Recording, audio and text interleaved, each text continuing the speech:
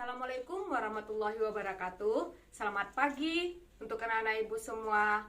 Bagaimana kabar kalian hari ini? Mudah-mudahan selalu sehat ya.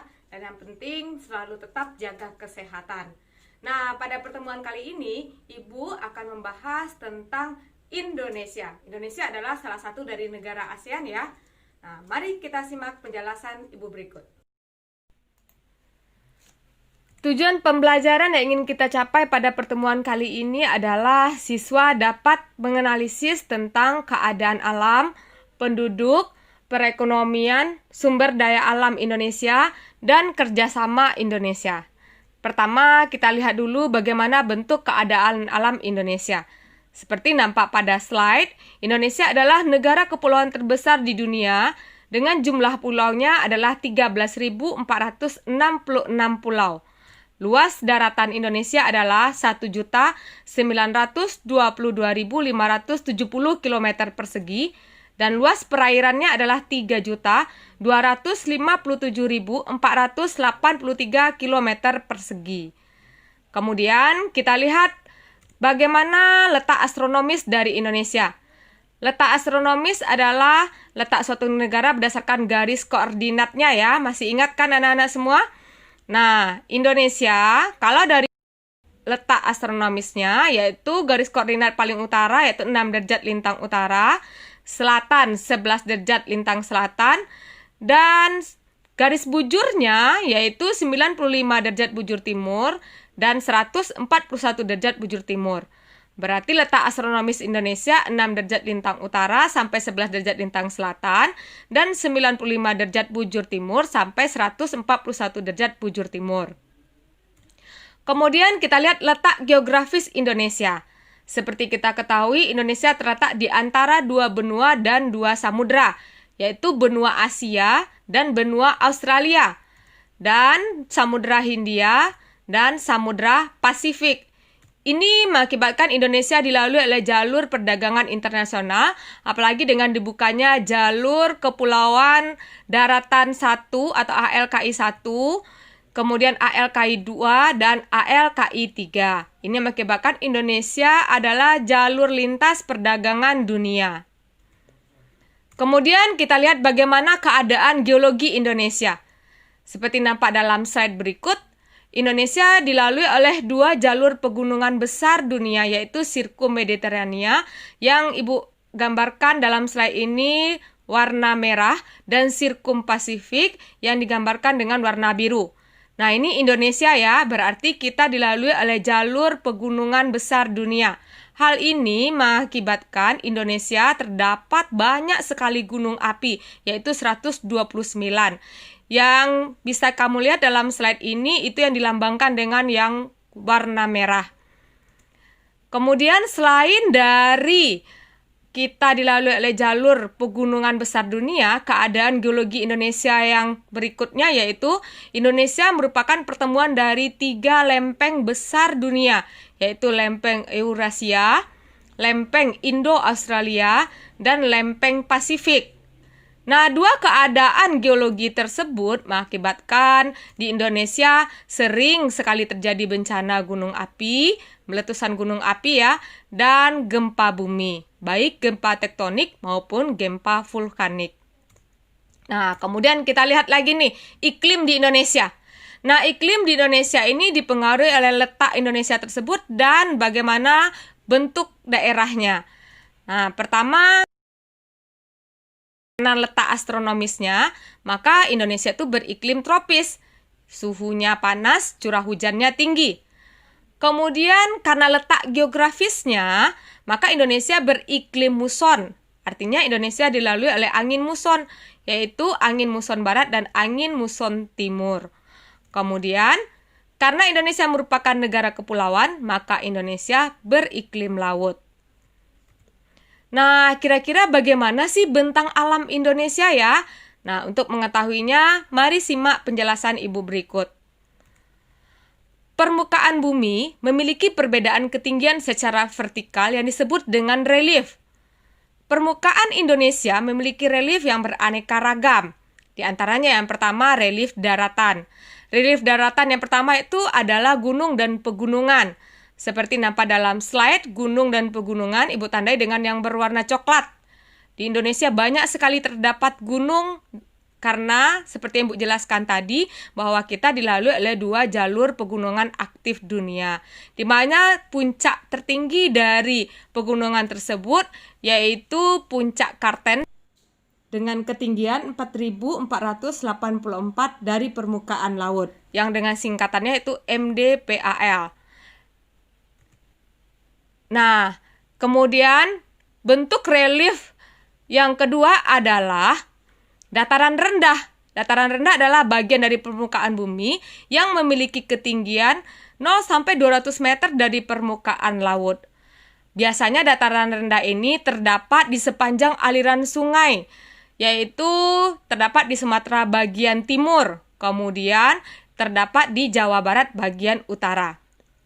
Nah, ada dataran rendah, tentu juga ada dataran tinggi ya. Nah, seperti yang kita lihat nih, contoh gambar dataran tinggi Dieng. Sangat cantik sekali ya. Nah, dataran tinggi itu adalah dataran yang memiliki ketinggian di atas 700 dari permukaan laut. Dataran tinggi di Indonesia yaitu terdapat salah satunya yang terkenal ya, dataran tinggi Bandung. Kemudian dataran tinggi Dieng, dataran tinggi Magelang, dan dataran tinggi Malang. Biasanya daerah dataran tinggi ini adalah daerah-daerah yang bagus sekali dijadikan sebagai objek wisata. Kemudian ada namanya lagi reliefnya peneplain. Apa itu? Yaitu daerah yang semula berelief kasar, namun karena adanya proses perombakan batuan atau lapisan atas permukaan bumi oleh tenaga dari luar bumi eksogen yang berlangsung lama, sehingga bentang alamnya sisanya berubah menjadi relatif datar. Kemudian, sisa-sisa permukaan bumi hasil erosi yang berbentuk batuan yang menonjol disebut monakdok. Di mana monakdok ini banyak terdapat di Pulau Bangka dan Pulau Belitung. Kemudian kita lihat lagi tadi relief yang berupa konstruksi, dibangun ke atas. Ada juga relief yang terdapat di Indonesia berupa depresi. Depresi itu adalah bagian dari permukaan bumi yang mengalami penurunan. Di Indonesia terdapat 2 bentuk depresi. Yang pertama, depresi yang memanjang, itu disebut sleng. Ini contohnya adalah depresi Lembah Semangkok yang terdapat memanjang dari utara Pulau Sumatera sampai selatan Pulau Sumatera. Kemudian yang kedua adalah depresi yang membulat yang disebut dengan basin.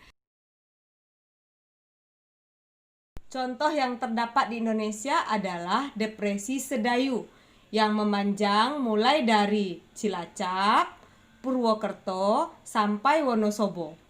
Itu namanya depresi basin.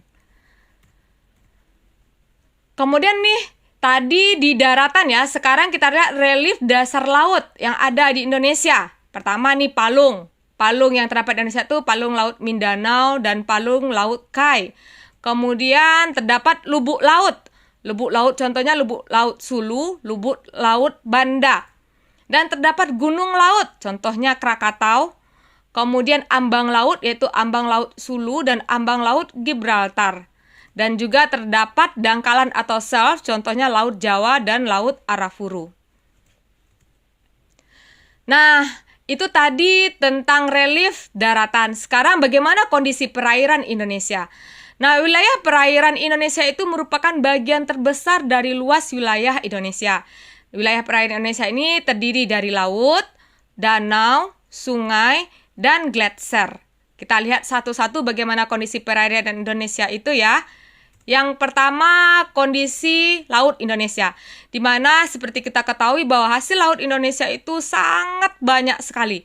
Berbagai jenis ikan biasanya banyak kita temui di Laut Transgresi dengan kedalaman kurang dari 200 meter. Letak Laut Transgresi ini meliputi bagian barat Indonesia yaitu disebut dengan paparan Sunda dan bagian timur yang disebut dengan paparan Sahul. Kemudian di Laut Indonesia juga terdapat teripang dan mutiara. Biasanya nih kita temui pada laut bagian tengah. Nah, ini adalah kondisi perairan Indonesia sungai. Sumber air sungai di Indonesia biasanya umumnya terdapat berasal dari curah hujan, sehingga disebut dengan sungai hujan atau periodik.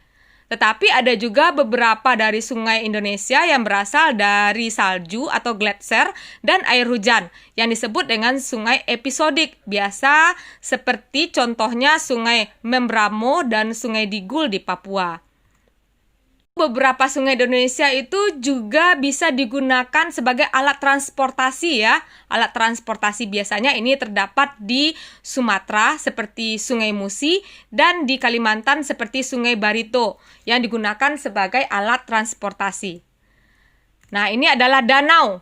Danau adalah merupakan tempat tampungan air di mana danau digunakan sebagai pembangkit tenaga listrik, tempat rekreasi, irigasi, dan perikanan darat. Nah, contoh 3 danau terbesar di Indonesia itu Danau Toba. Yuk, siapa yang tahu Danau Toba di mana? Ya, di Sumatera Utara. Kemudian Danau Towuti, itu adanya di Sulawesi Selatan. Dan yang ketiga, Danau Sentani, ada di Irian Jaya. Nah, tadi itu bentang alam Indonesia. Sekarang kita ingin mengetahui bagaimana keadaan penduduk Indonesia. Nah, dari slide Ibu ini bisa kita lihat bahwa penduduk Indonesia sangat banyak sekali jumlahnya. Kita termasuk 4 besar negara dengan jumlah penduduk terbanyak di dunia. Tapi salah satu positifnya yaitu jumlah penduduk yang besar itu kalau diiringi dengan kualitas yang bagus itu adalah merupakan bonus demografi bagi suatu negara. Nah, Indonesia jumlah penduduk berdasarkan hasil sensus tahun 2015, jumlah penduduk Indonesia adalah 255,7 juta jiwa dengan tingkat kepadatannya 475 jiwa per kilometer persegi dan tingkat pertumbuhannya minus 0,1% per tahun. Nah, pada tahun ini pemerintah berhasil menekan jalur pertumbuhan penduduk Indonesia. Bagaimana persebaran penduduk di Indonesia? Sebagian besar penduduk di Indonesia itu umumnya berada di Pulau Jawa, kemudian disusul di Sumatera, Sulawesi, dan Kalimantan. Dari jumlah penduduk yang banyak tersebut, itu bisa juga menimbulkan masalah karena adanya kepadatan penduduk yang tidak merata tadi. Kemudian komposisi penduduk yang sebagian besar berusia muda dan terbatasnya lapangan pekerjaan dan kurangnya penguasaan teknologi mengakibatkan jumlah penduduk yang besar tersebut merupakan suatu masalah dalam kependudukan di Indonesia. Nah, Indonesia itu seperti yang kita ketahui bahwa kita sering disebut dengan negara yang memiliki berbagai macam etnis. Ya, di mana logo kita yaitu indahnya kedamaian dalam perbedaan. Nah, etnis yang terbesar yang paling banyak ada di Indonesia yaitu etnis Jawa, merupakan suku bangsa dengan jumlah penduduk paling banyak di Indonesia. Jadi hampir setiap pulau Indonesia bisa kita ketemui orang keturunan Jawa. Nah, dalam berinteraksi, rakyat Indonesia biasanya menggunakan bahasa Indonesia sebagai bahasa resminya. Kemudian bahasa keseharian yang digunakan oleh setiap suku bangsa menggunakan bahasa sukunya masing-masing yang disebut dengan bahasa ibu. Nah, bagaimana penyebaran agama di Indonesia? Agama di Indonesia seperti kita ketahui itu adalah mayoritas Islam yang Ibu tandai dengan warna hijau. Kemudian Protestan, Katolik, Hindu, dan Buddha. Nah, sekarang kita lihat perekonomian Indonesia. Waduh, perekonomian Indonesia kira-kira bagaimana ya keadaan perekonomian kita? Menurut data dari IMF tahun 2013, perekonomian kita itu menunjukkan pertumbuhan 4%. Nah, pertumbuhan ekonomi ini selalu mengalami fluktuasi bisa jadi karena faktor ekonomi dan faktor-faktor lainnya. Seperti keadaan yang kita alami sekarang ini ya, dengan adanya pandemi corona, itu mengakibatkan turunnya perekonomian Indonesia.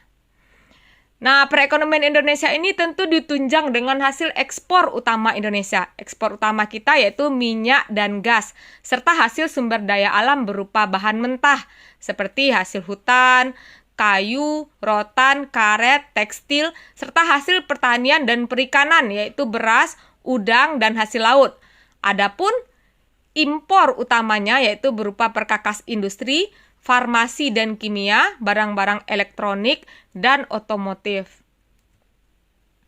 Nah, sekarang kita lihat bagaimana sumber daya alam yang ada di Indonesia. Seperti yang kita ketahui bahwa Indonesia ini adalah negara yang sangat kaya dengan sumber daya alam.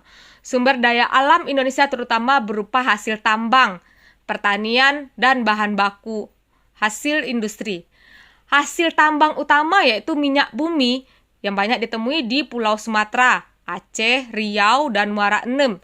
Dan di Pulau Jawa yaitu Cepu dan Surabaya. Batu bara di Pulau Kalimantan, timah di Pulau Bangka, Singkep, dan Riau. Kemudian biji emas itu ditemui di Papua, serta biji besi di Cilacap, Lampung, Derawan. Kemudian intan itu terdapat di Martapura, Kalimantan Selatan.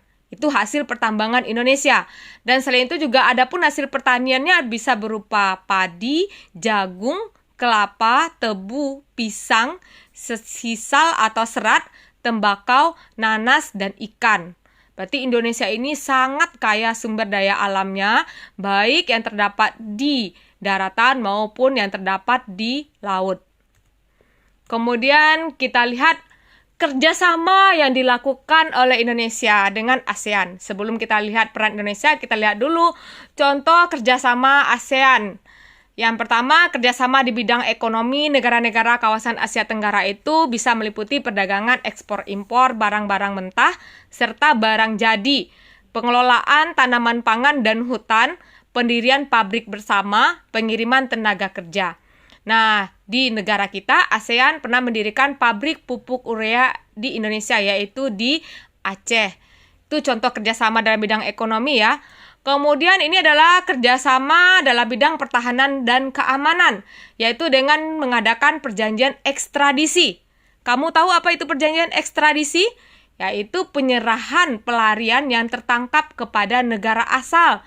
Jadi kalau ada buronan dari negara-negara ASEAN yang ada di negara kita, terdapat di negara kita, dan diketahui oleh pemerintah kita, maka buronan tersebut akan dikembalikan ke negara asalnya.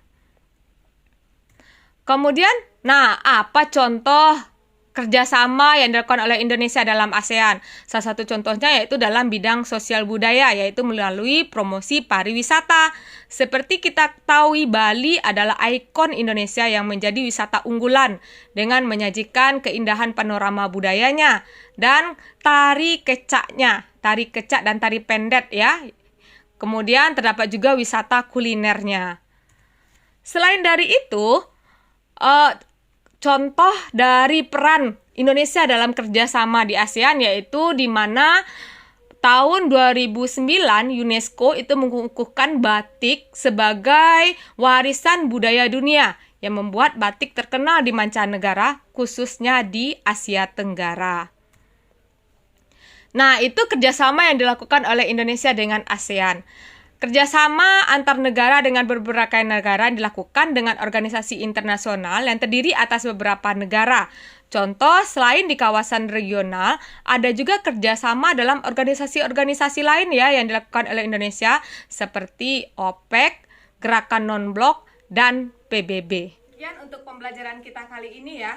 Sampai jumpa di minggu depan.